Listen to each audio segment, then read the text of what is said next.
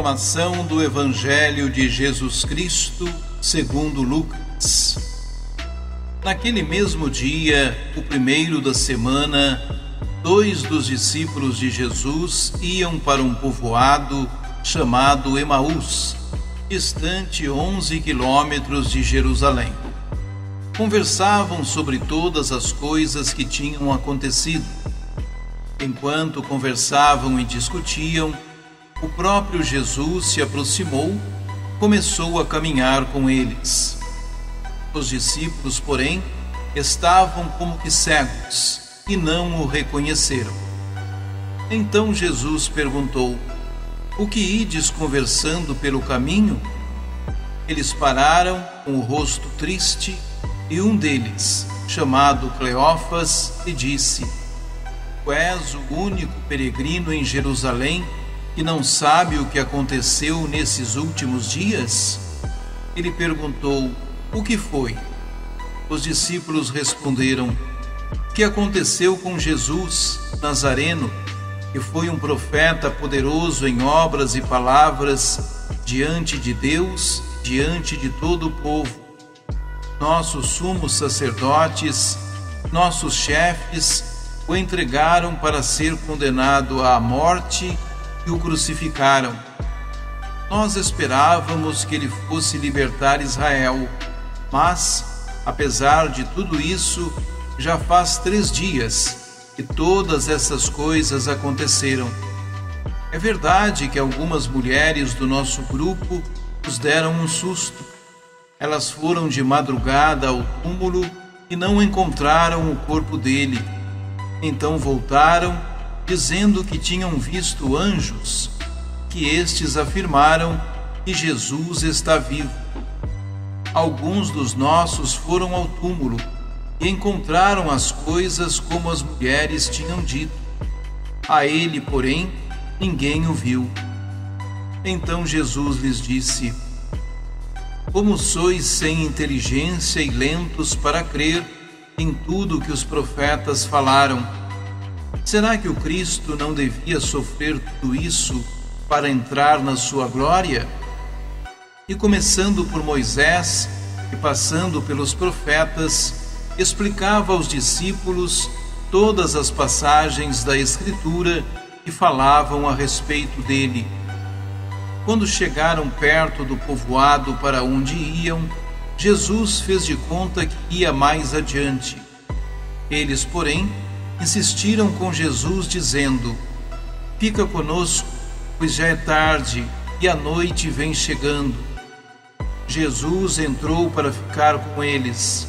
Quando se sentou à mesa com eles, tomou o pão, abençoou-o, partiu-o, lhes distribuía.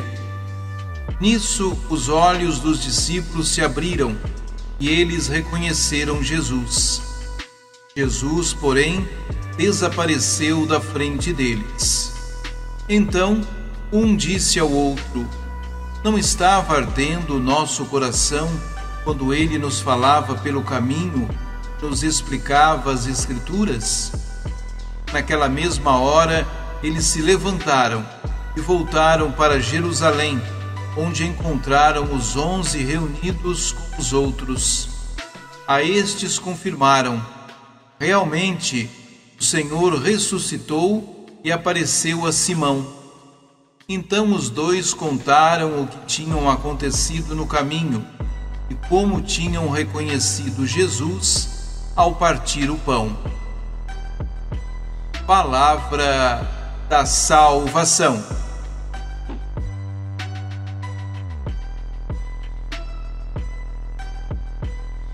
Jesus já não se encontrava no túmulo e a notícia que se espalhava era que ele havia ressuscitado. Muitos creram e tantos outros consideraram a notícia absurda. Provavelmente, nesse momento, se inicia a dispersão daqueles que não acreditaram no testemunho das mulheres discípulas de Jesus: Maria Madalena, Joana, Maria.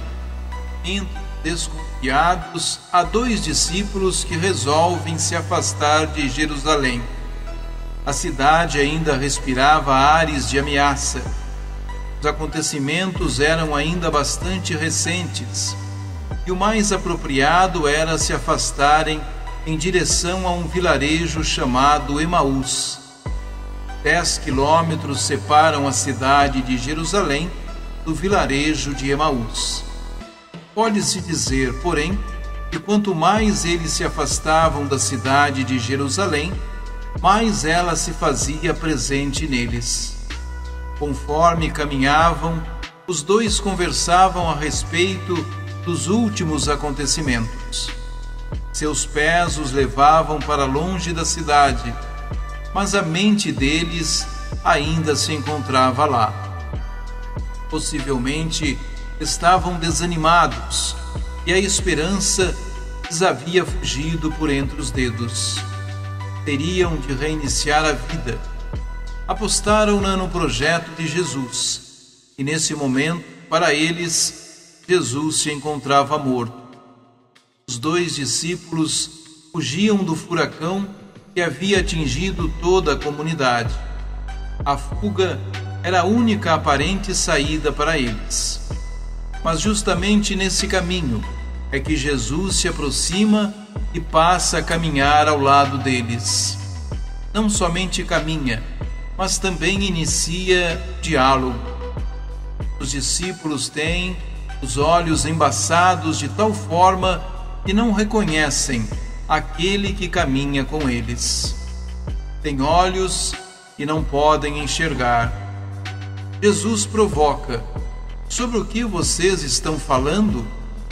Com o rosto marcado pela tristeza, um deles responde: será você o único estrangeiro em Jerusalém que não sabe das coisas que aí aconteceram nesses dias?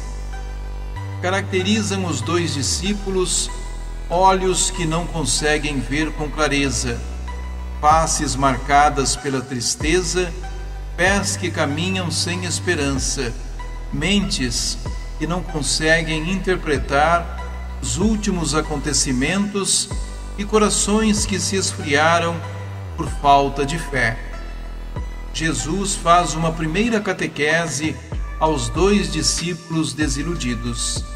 Explica-lhes o que as Escrituras dizem a seu respeito. No entanto, será somente num segundo momento de catequese que os discípulos acordarão. Trata-se de catequese que integra gestos e palavras. Jesus, estando à mesa com os dois, toma o pão, abençoa-o, parte-o e o distribui.